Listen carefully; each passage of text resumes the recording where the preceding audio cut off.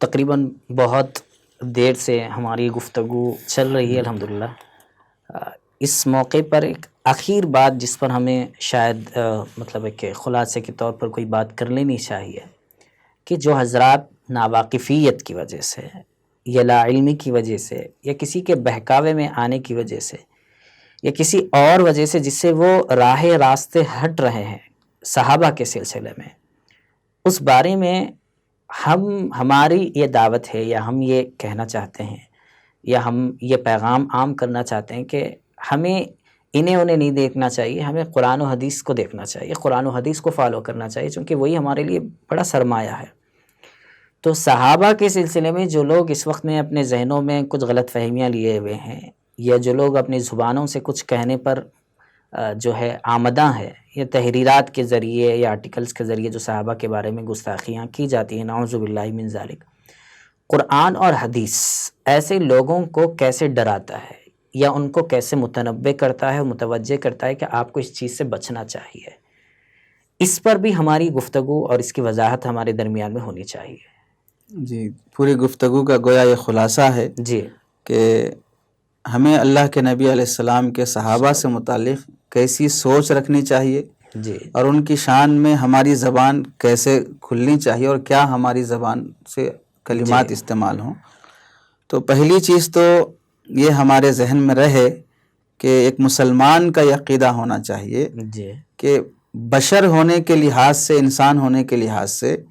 جو بشری تقاضے جیسے کھانا، بھوک، قضاء حاجت، نیند، یہ سب چیزیں انسان کی ضروریات میں سے ہیں، تو ایسے ہی صحابہ بحیثیت بشر ان سے کوئی غلطی ہو تو اس غلطی کو صحابیت سے منسوب نہیں کی جائے گی۔ جی یعنی یہ نہیں کہا جائے گا کہ صحابہ نے ایسی ایسی غلطیاں کی ہیں، جی بلکہ صحابہ سے بھی اگر ان سے کچھ مشاجرات ہو گئے ہوں، آپسی کچھ ان کے جھگڑے ہوں کسی بھی طرح کے، اس میں بھی امت کے لیے بڑی حکمت ہے، جی اس میں بھی امت کے لیے ایک نمونہ ہے۔ جی اور خود اللہ نے قرآن مجید میں سورہ حجرات میں اس کی تفصیل بیان کی کہ اس میں ہمارے لیے کیا کیا حکمتیں ہوتی ہیں، جی کہ ایسے موقع پر ایک مسلمان جماعت کو کیا کرنا چاہیے۔ جی اللہ تعالیٰ نے صحابہ کا انتخاب نبی کی صحبت کے لیے فرما کر امت کے لیے آخری قیامت تک کے لیے جی ہر چیز میں، جیسے تعلقات میں صحابہ ہمارے لیے آئیڈیل ہیں، تو اختلافات میں بھی صحابہ ہمارے لیے آئیڈیل ہیں،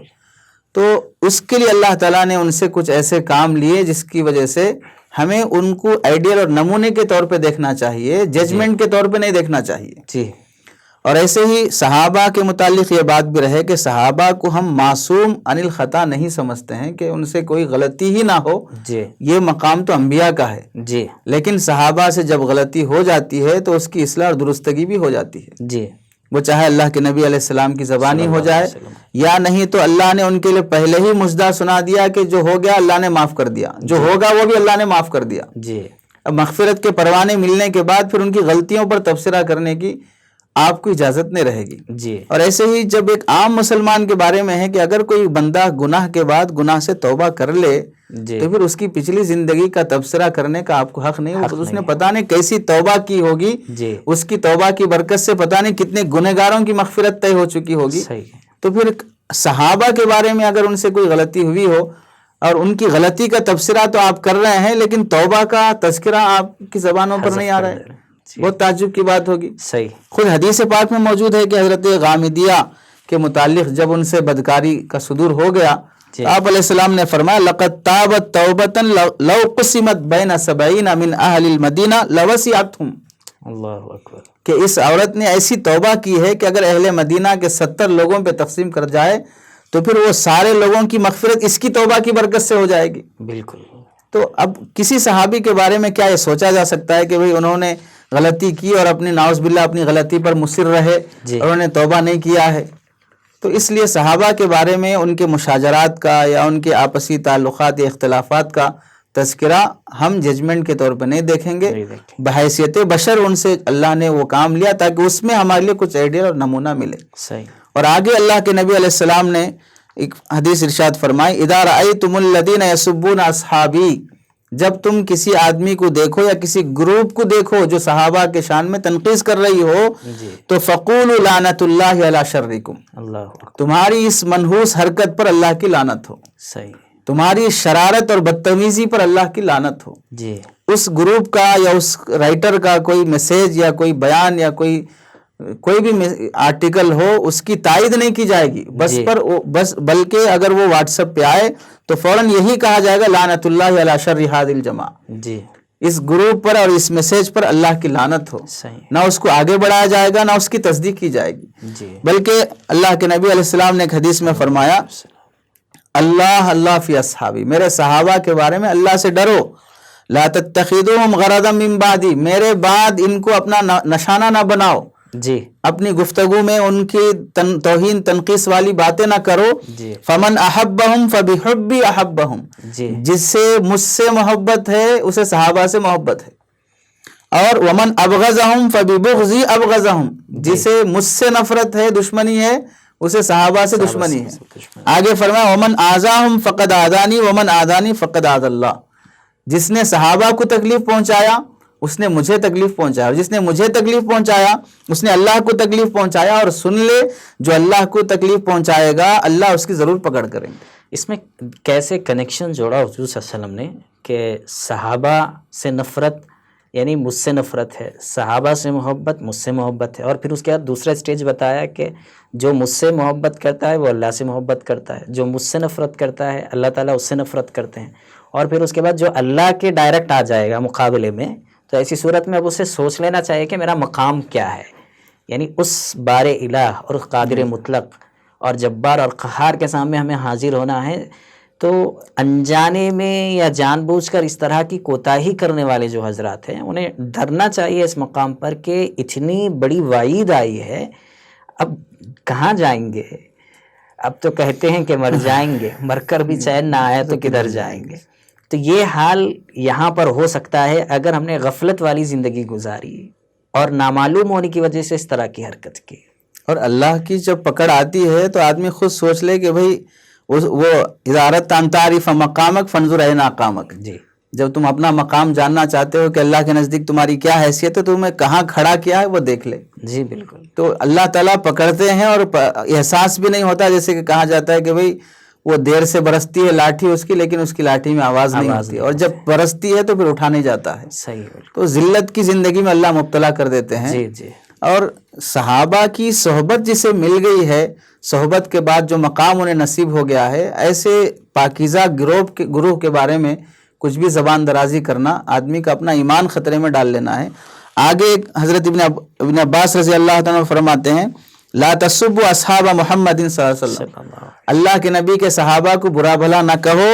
فلا مقام احدہم مع النبی صلی اللہ علیہ وسلم خیر من عمل احدکم 40 سنۃ، جی، وہ ایک دن ایک رات یا تھوڑی دیر بھی نبی پاک صلی اللہ علیہ وسلم کے ساتھ کھڑے رہے کسی بھی میدان میں، اور تم 40 سال تک بھی کوئی بھی نیک عمل میں مصروف رہے، ان کی تھوڑی دیر اور لمحہ بھر کی نبی کی صحبت کے برابر تمہارے 40 سال کا کوئی عمل برابر نہیں ہو سکتا۔ صحیح، اور آگے حضرت سعید بن زید رضی اللہ تعالیٰ فرماتے ہیں واللہ لمشہد رجل منہم مع النبی صلی اللہ علیہ وسلم، اللہ کے نبی علیہ السلام کے ساتھ جو صحابی جہاد میں شریک رہے، یغبر فی وجہہ، جس میں ان صحابی کا چہرہ غبار آلود ہوا، نبی کے ساتھ انہوں نے محنت مجاہدہ کیا، خیر من عمل احدکم ولو عمر عمر نوح، جی، اگرچہ کہ اسے حضرت نوح علیہ السلام کی عمر کے برابر بھی عمر دے دی جائے، 950 سال تو حضرت نوح علیہ السلام کی محنت کا عرصہ ہے، جی، عمر کتنی ہے وہ الگ بات ہے، الگ بات ہے، اتنی عمر بھی مل جائے اور پھر وہ پوری زندگی کار خیر میں گزارے، پھر بھی صحابہ کی یہ جو زندگی نبی کے ساتھ وہ کسی جہاد میں رہے اور کسی محنت دین کی تبلیغ میں رہے، وہ صحبت جو انہوں نے پائی ہے اس کے برابر نہیں ہو سکتے۔ صحیح بات، تو اس طرح صاف اللہ کے نبی علیہ السلام کے احادیث اور صحابہ کے آثار کے بعد ہمیں یہ پیغام ملتا ہے کہ ہم صحابہ کے متعلق اپنا ذہن بالکل صاف رکھیں، اور ہمارے لیے فخر کی بات یہی ہے کہ ہم صحابہ کے متبع ہیں۔ صحیح، ہمارے لیے یہ بات فخر کی نہیں ہے کہ ہم ان پر ججمنٹ کرنے کے قابل بن گئے، جی، یہ ہمارے لیے خطرے کی بات ہے، اور اس میں جیسے یہ کہا جائے کہ بھئی جس باپ سے میں جنم لے لیا وہی میرا باپ ہے، میرا باپ کوئی بڑا پرائم منسٹر بن جائے یہ میرے لیے اب فخر کی بات نہیں ہوگی، میرے لیے فخر یہی ہے کہ میری جو ماں ہے وہ میری ہے جی۔ اور یہ چھوٹا بچہ بھی تعلیم دے دیتا ہے کہ کالی کلوٹی غریب اور بدبودار ماں بھی اپنے بچے کو سینے سے لگا لے تو وہ اپنی ماں کی ممتا کو سمجھ جاتا ہے جی۔ اگرچہ کہ بڑی مس ورلڈ ہی بڑی خوبصورت دلہن اس کو اپنے گود میں لینا چاہے پھر بھی اس سے تسلی نہیں پاتا، چونکہ وہ سمجھتا ہے کہ میری ماں ہونے میں میرے لیے فخر ہے، میری ماں خوبصورت ہونے میں میرے فخر نہیں ہے۔ تو ایسے ہمارے لیے فخر یہ ہے کہ ہم صحابہ کے ماننے والے پیروکار، ان کے ادب احترام کرنے والے ہوں۔ ہمارے لیے فخر یہ نہیں ہے کہ ہم ان پر ججمنٹ کرنے والے ہوں۔ جی صحیح۔ اگر یہ چیز پیدا ہو گئی تو گویا کہ ہم جیسے وہ بچہ کسی خوبصورت ماں کی وجہ سے یا خوبصورت باپ کی وجہ سے اپنا نسب بدلنا چاہتا ہے تو اسے حلالی نہیں کہا جائے گا، ایسے ہی صحابہ پر لان تان کرنے کو شان سمجھا جائے تو اسے مومن نہیں کہا جائے گا۔ تو اس میں پیغام یہی رہے گا کہ صحابہ کا ادب احترام، ان کی تعظیم و توقیر کرنا یہ ایک مومن کے لیے ایمانی شان کہلائے گی۔ اس کے علاوہ جو بھی پہلو رہے گا اس پر اللہ اور اس کے رسول اور فرشتوں کی لعنت رہے گی اور اس کے لیے ذلت کی زندگی رہے گی۔ صحیح بات ہے، بالکل اہم اور کامن سینس یہ ہے کہ جن لوگوں سے قرآن ملا، جن لوگوں سے حدیث ملی، جن لوگوں سے حضور صلی اللہ علیہ وسلم کی زندگی کے احوال ملے، ایک ایک بات کو انہوں نے نوٹ کیا زندگی کے کہ کیسا بیٹھتے تھے، کیسا بات کرتے تھے، کون کہاں بیٹھا کرتے تھے، باہر جا رہے ہیں تو آپ صلی اللہ علیہ وسلم کیسے جاتے تھے، کپڑے پہن رہے ہیں تو کیسے پہنتے تھے۔ محدثین نے جو احادیث کو نقل کیا ہے کتابوں کے اندر اور اس کے بعد میں جو بات لکھی ہے کہ شاید ہی کوئی ایسی شخصیت ہو جس کی زندگی کا ہر لمحہ ہر موڑ لکھا گیا ہے۔ ہمارے اندر ہمارے ذہنوں میں بات آتی ہے کہ حضور صلی اللہ علیہ وسلم کی پوری زندگی ہمارے پاس محفوظ ہے، لیکن پہلے تو یہ دیکھنا چاہیے کہ وہ زندگی محفوظ کن لوگوں کی وجہ سے ہوئی ہے، کیسے ان لوگوں نے اپنے آپ کو جٹایا ہے، محنت کی ہے۔ حضرت ابو ہریرہ رضی اللہ تعالیٰ عنہ کے بارے میں جو بات آتی ہے کہ پڑے رہتے تھے در پہ اور بھوک لگتی تھی، کبھی کبھی شروع کے ایام میں تو فاقہ کشی تھی، بے ہوش ہو جایا کرتے تھے تو ساتھ میں کے لوگ یہ سمجھتے تھے کہ مرگ کی بیماری ہے، اور پھر کبھی کبھی پوچھنے کے در پہ بھی آ جاتے تھے تو کبھی ملتا نہیں تھا، پھر حضور صلی اللہ علیہ وسلم پہچانتے تھے۔ تو علم کے لیے، عمل کے لیے، تقوی کے لیے، ایمان کے لیے، دنیا اور آخرت کے لیے اگر کوئی آئیڈیل شخصیات ہو سکتی ہیں حضور صلی اللہ علیہ وسلم کے بعد میں تو وہ صحابہ کی جماعت ہے۔ اس لیے ہمارے لیے عافیت، ہمارے لیے سلامتی، ہمارے لیے اللہ کی رضا، ہمارے لیے حضور صلی اللہ علیہ وسلم کی رضا اور خوشنودی اسی میں ہے کہ ہم اس مقدس جماعت کو فالو کریں زندگی کے ہر شعبے اور ہر لائن میں۔ بڑی اہم گفتگو آج ہمارے درمیان میں رہی۔ اللہ تعالیٰ سے دعا ہے کہ ہمیں صحیح اور سچا عاشق رسول بنائے، صحیح اور سچا صحابہ کی عظمت کو جان کر ان کی پیروی کرنے والا بنائے۔